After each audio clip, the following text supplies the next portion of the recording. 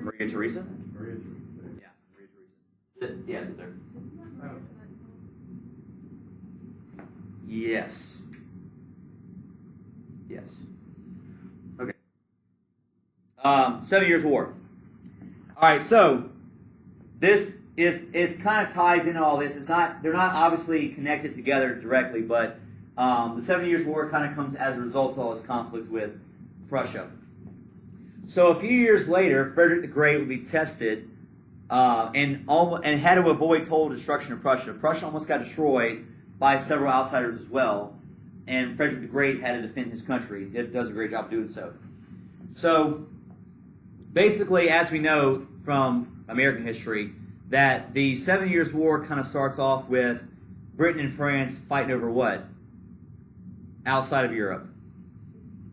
Their colonies, right? Because back in America, it's referred to as what war? French Indian War, right? So 1750s, you had the outbreak of the French Indian War, which eventually spills over to Europe, which becomes the 7 Years' War in Europe. So Britain and France are fighting, so they're looking for what in Europe? Allies, right? So they're going to suck in other countries to basically fight alongside them. Maria Theresa is looking for a way to get back Silesia. So Maria Theresa with Austria makes an alliance with France and Russia. So Maria Theresa is trying to get allies. She makes an alliance with France and Russia. And they're like, let's go get Prussia together. So in the 7 Years' War, you're going to have Prussia having to defend itself on like 3 different fronts against France, Austria, and Russia. So they all sneak attack and jump Prussia. So despite invasions on all sides, despite fighting and invasions on all sides, you can see where like all the areas in the checker here is where fighting takes place. You can see the 7 Years' War fighting took place over here in the colonies. It also took place over here in India. It also takes place a lot here in Central Europe, but all around what countries? HRE, Austria, and Prussia, right? So all of that fighting is going to happen on all fronts in Prussia. And despite these invasions on many sides, old Freddie fought with stoic courage.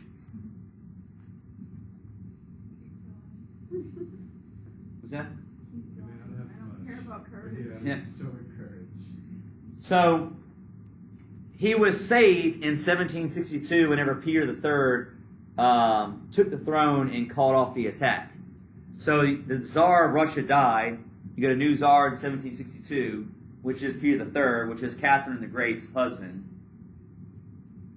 He called off the war against Prussia because he admired the tenacity of Frederick the Great. That's the only reason. Basically, he didn't want. He felt like this was a pointless fight for Russia, but also he felt like this guy was a great leader. He deserved their respect, so they wanted to back off. That's such a like. I bet if it was Peter the Great was also. Peter III was also not a great czar, which is why very quickly after he takes over, he's overthrown by his own guards, and they put his wife in charge, Catherine the Great. Yeah. I don't want to hear nothing about women. What happened to politics. Maria? She's still kicking? Who? Like Maria? Yeah, Maria Theresa's still happening in Okay. a far out way. I thought you meant like right now. I was like, girl. No. All right. That was on my So that's how Frederick the Great becomes Frederick the Great because of his fighting in the 7 Years' War and the War of Austrian Succession. He breaks the pragmatic sanction, but he's able to fight off all these outsiders and keep Silesia and Prussia intact in the 7 Years' War. So now he has more time to focus on Enlightenment after he fights a whole lot for several years. So the war tempered his interest in expansion. So the 7 Years' War tempered Freddie the Great's interest in expansion. And he started to consider more humane policies.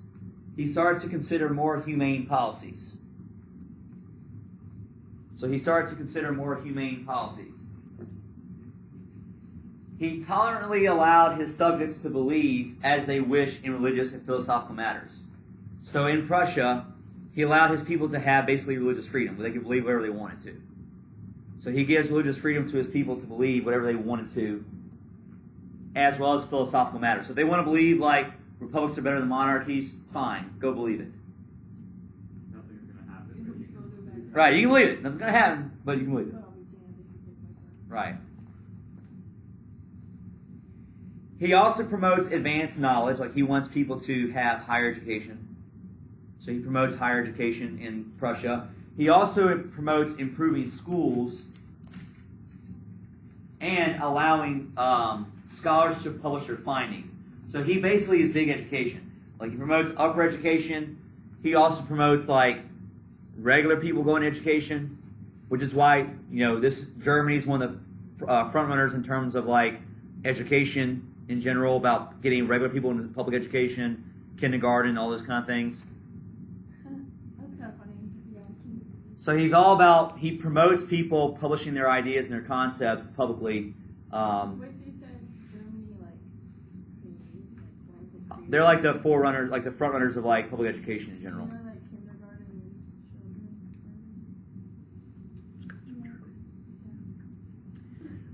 He also wrote Voltaire, so he also had a pen palship with Voltaire. He was gay. And he said he wanted to directly help enlighten his people. Like he told Voltaire, like he wants to help enlighten his people in his letters. He also helps to simplify Prussia's laws, so he helps to kind of simplify the Russian laws and codes.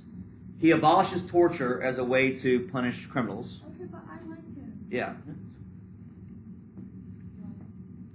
He also abolished torture, and he had judges decide cases impartially. So he also had judges decide cases impartially. What's that? Like basically, he made it sure like the judges that he had appointed were like overseeing cases that were not biased towards one side or the other, like always favoring a noble versus a commoner or something like that. Under him, the German or the Prussian bureaucracy at this point, the Prussian bureaucracy gets a great reputation for hard work and honesty. That the German government officials, or the Prussian government officials here under Frederick the Great, create a great representation of always being honest and hard workers.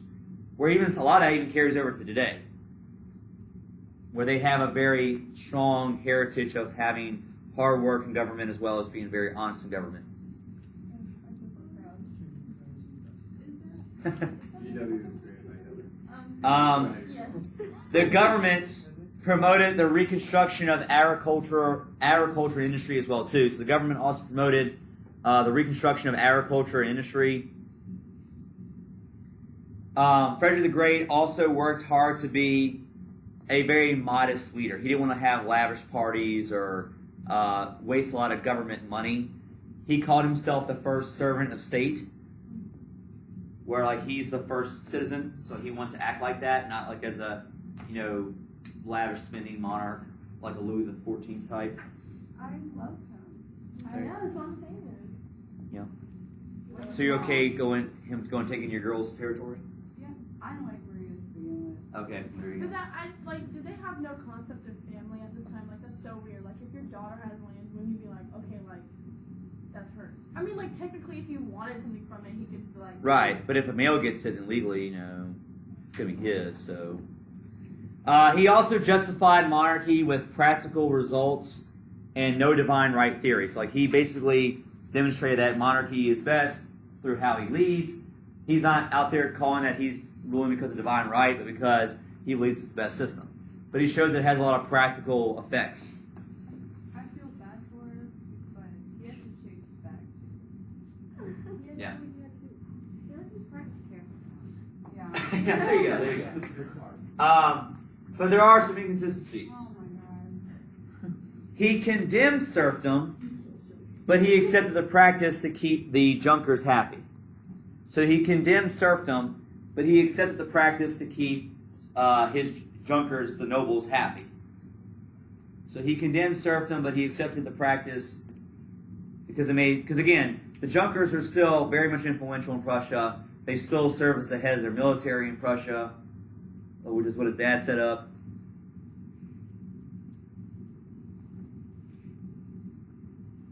So he does keep and sustain serfdom. He also extends the privileges of nobility, because they're the backbone of his army. So he also extends the privileges of nobility, because they're the backbone of his army. He also promoted and practiced cameralism. Cameralism is the view that monarchy was the best form of government, that all elements of society should serve the monarch, but the monarch should then use that authority and power to serve the state. Exactly. But basically, you as a commoner, or you as a person or a noble living in Prussia, you should still give a lot of your rights and power to the monarchy so they can take care of you. Still a very kind of patriarchal type thinking.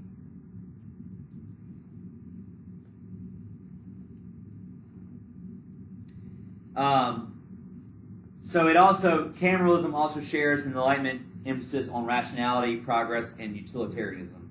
So cameralism also shares in these ideas with Enlightenment of rationality, progress, and utilitarianism. So yeah, anyway, so that's what you have here. So you also see here kind of an update on Europe in general. Poland's kind of still like a mess. We're going to talk about Poland here very soon. Prussia is all over the place. You have Austria, Hungary combined here. So it's just Austria right now, but don't forget that Austria had done what to Hungary? They had absorbed it, right? You still see the HRE exist, so what's the case for all these areas? A bunch of various random states. Over here is still Habsburg land here in current Belgium. Dutch Republic, France, bunch of Italian city-states. That's kind of what's going on right now. Yeah. So, did Frederick the Great die without an heir?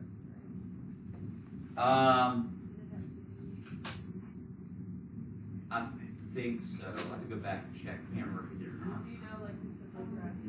It was somebody in the family, but I don't know if it was his child or not. It wasn't like a random person. Okay. Go on to Catherine the Great. So we got a couple minutes. We're going to come back to Austria with Maria Theresa in a minute here. Or Monday, I guess. All right, so Catherine the Great. So she's one of the most remarkable rulers of her age, being that she's a she. French philosophers adored her because of her court and her Enlightenment thinking. But she's actually not Russian. So Catherine the Great was actually a German princess who married the heir to the throne. She married the Russian would-be czar. So her husband was Peter III, who becomes czar. But he screws up a lot of stuff right off the bat. And there's a conspiracy against him. And so he's overthrown pretty quickly. And they decide to back up her. And she basically is in on it too. So she married the dude at 15 years old. How old was he? A little bit older, but they're both young. Okay. I was scared he was like 30. No. But so they were married for a while. They were married for a long time. Did they stay married when she kind of took over his country, or was he like... Whenever he was killed? No, they didn't stay married. I didn't think it went that far. I thought they just... No. It's Russia, dude. So her husband came to power during the 7 Years' War, and as we know, he decides to do what with the army during the war? Stop attacking. So he withdraws the army, which makes him unpopular. So as soon as he takes over, he basically stops the fighting in the 7 Years' War, and that makes him very unpopular with a lot of the Russian noble warrior classes. So we'll see you later. See you Monday.